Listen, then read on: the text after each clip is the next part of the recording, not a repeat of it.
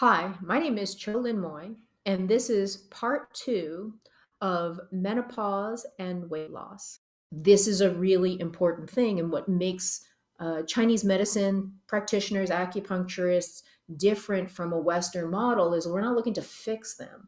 We're going to help them to get a better grasp on how their body actually works. We can help them understand from that perspective of how to get themselves into a place of balance, right? So, for again, identifying the constitutional type, the yin and yang within the body, constitution plus what else is going on? How are they eating? Their environmental stressors, right? We can't be there all the time. So these are things that they're going to have to identify and then work with.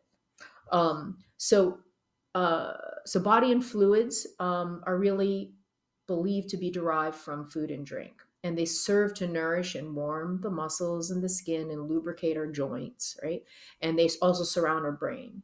So this is really like something to not just address with herbs, but really incorporate dietary recommendations. So I just want to give like an example of one of my patients. She's 52. I actually treated her 20 years ago. So I really know what her constitution was when she was younger. Was a very, let's say, lung, large intestine, stomach, spleeny type. She had chronic constipation, a lot of weight below, right?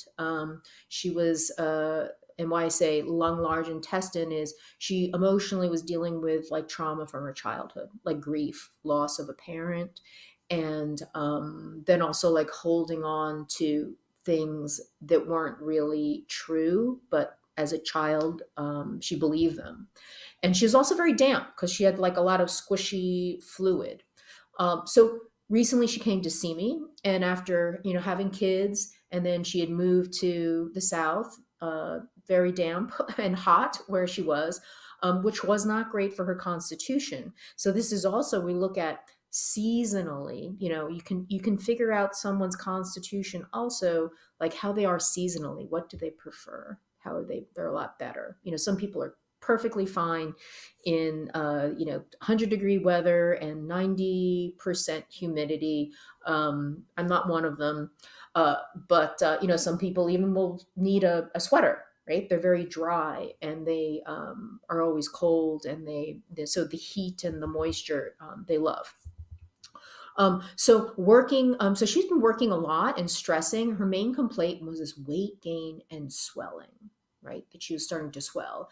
She was having frequent urination, but she was still gaining all of the water.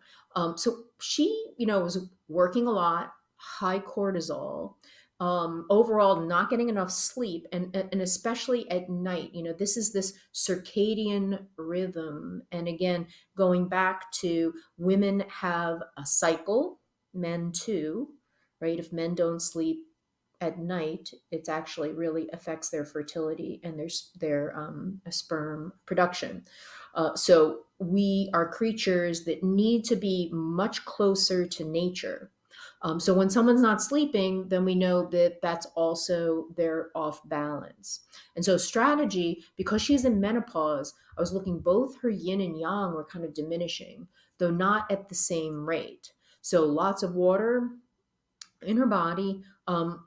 Am I thinking kidney? Yes, because of her adrenals, right? And also that the Jing is depleting and her constitution. But also from a five elements perspective, the water is not nourishing the wood. So she had this liver deficiency, right? Because liver is involved with the blood. It's involved with the uterus reproduction. It's responsible for the smooth flow of chi and blood and our emotions. So really, the strategy was like, okay, how can we address this simply, right? Because when the body is in a state of fluctuation, you want to have a clear direction to the body. So The more complex a person's symptoms, then the more simple you want the treatment to be.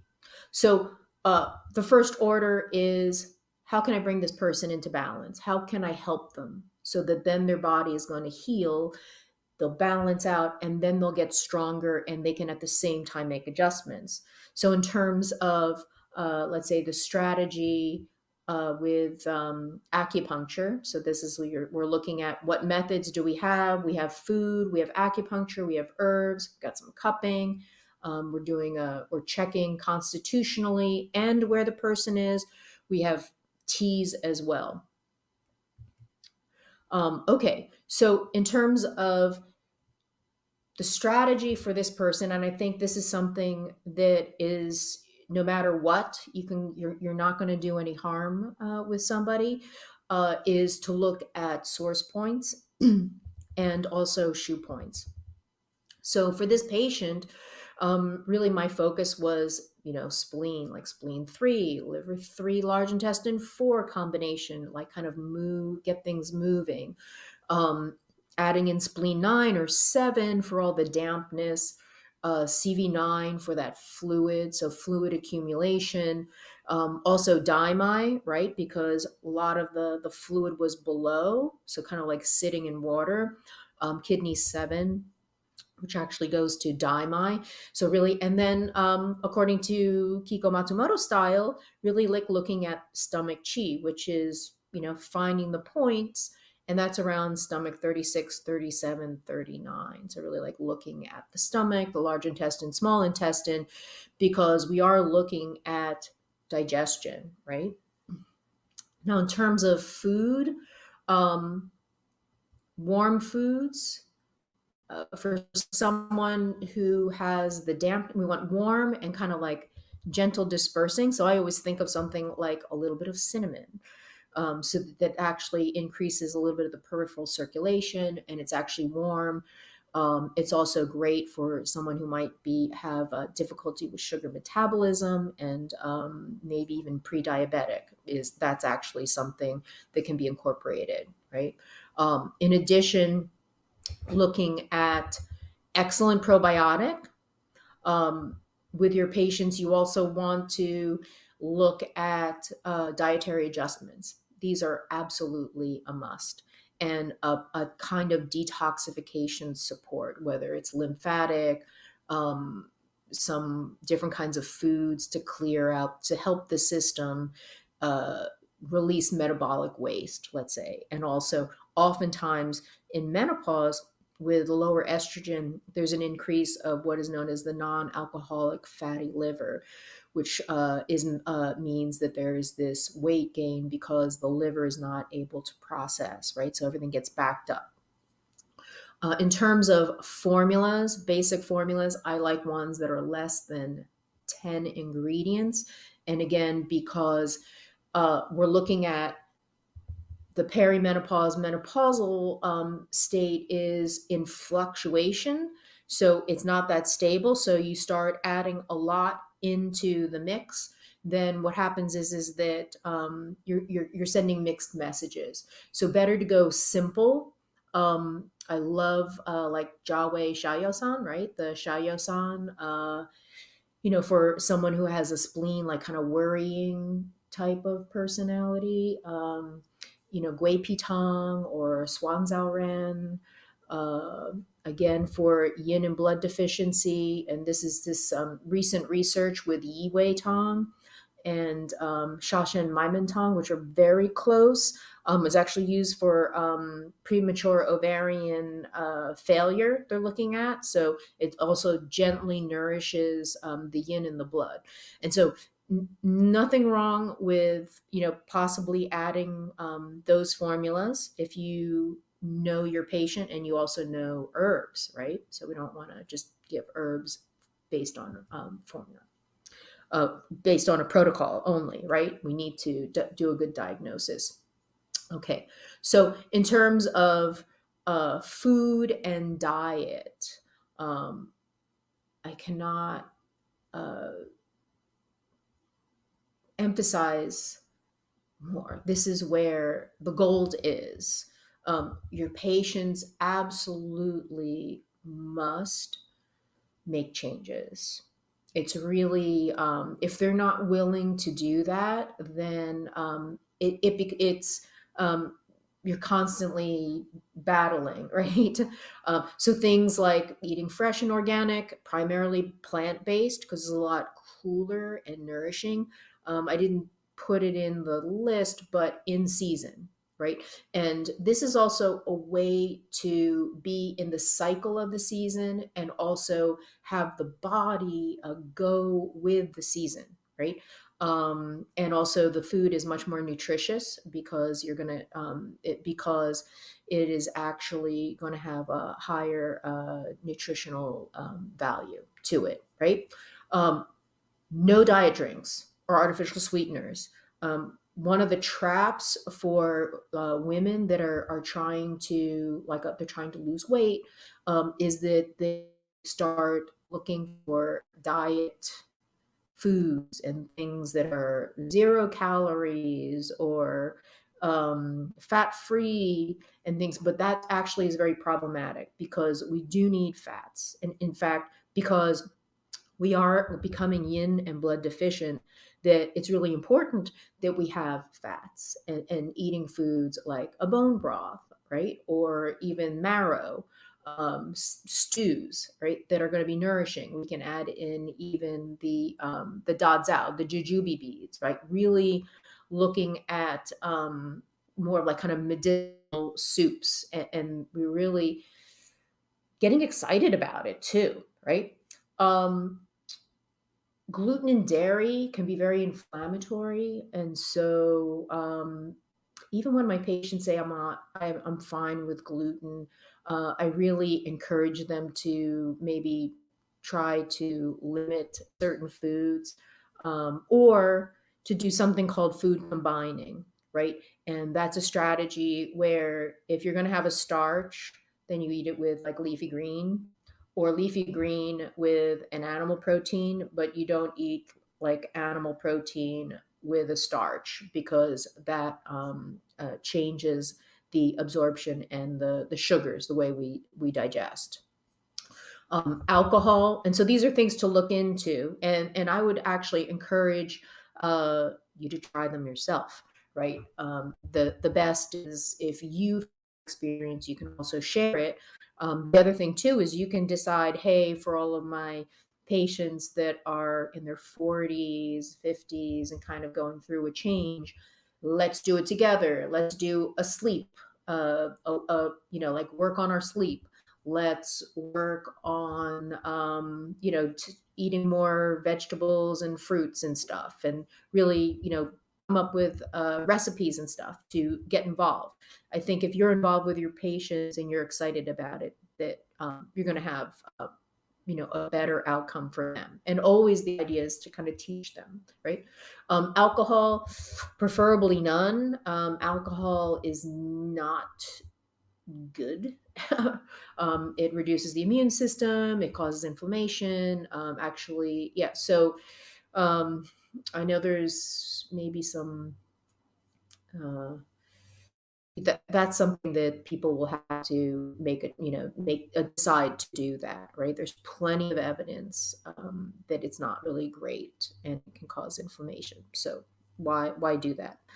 And again, oh, and I mentioned the food combining. Okay, and let's see where we are. Yes, here's some wonderful food. So one of the things that is really useful is to certain kinds of foods are can help with hormonal health. So things like seeds. One of the strategies for the menstrual cycle is something called seed cycling, and then using the 4 phases of the menstrual cycle to then have flax seeds, pumpkin seeds, sesame seeds.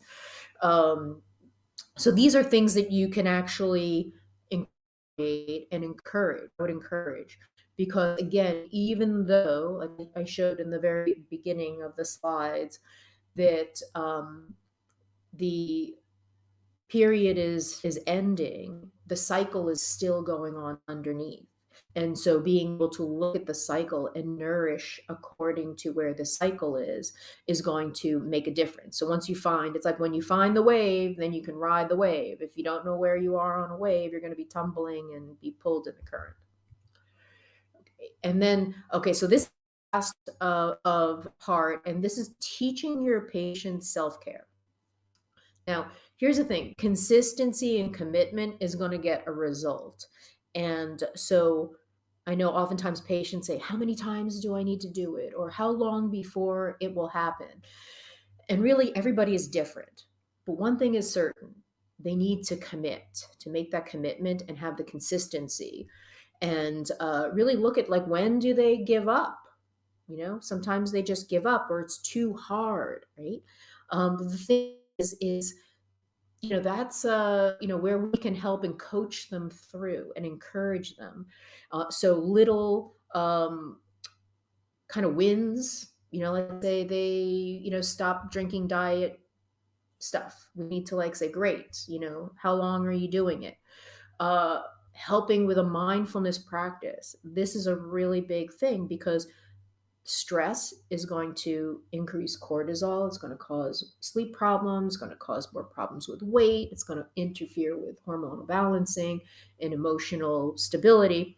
And so, having a mindfulness practice, I encourage doing breath work. I do it every morning. I do Wim Hof breathing, and I've done Groff technique. And really, what does breath work do? It helps you with your nervous system. But also, when you do breath work, it actually pumps your lymph, right? It actually supports your organs. And this is important to kind of get of the inflammation and move the fluids. Sleep hygiene, again, uh, making sure to go to bed at night. Really important is get off of the phones, stop with the Netflix and the videos and the Instagram and the Facebook, even though we're on Facebook, to really stop that, because it actually interrupts our brain patterns. It also creates a lot of anxiety and a lot of worry. And then on top of that, we've got cortisol and the stress, and that creates more of this, like, cycle of doom and gloom. Exercise and movement, again, to move the chi in the blood, not overdoing it, but really looking at what is the purpose, is to increase the blood flow, tone the muscles, and it can be used as a practice. Lymph drainage, again, with the breath work, but also I encourage, you know, teaching your patients how to actually do a little lymphatic massage on themselves, or even to get some body work for that. And then again, making the dietary adjustments, such as preparing food themselves. And this is something that you can offer to your patients in your newsletter or in your posts, some healthy recipes. Again, you can decide to do, you know, a campaign maybe in January, as we're coming up on the you know, people making resolutions, or even maybe before, start before, since we're heading into Thanksgiving and Christmas and all the cookies, et cetera, to really start creating things as tools for them. So this is the end of the presentation. If you have any questions, please to put them in the chat, and we can get back to you. Thank you.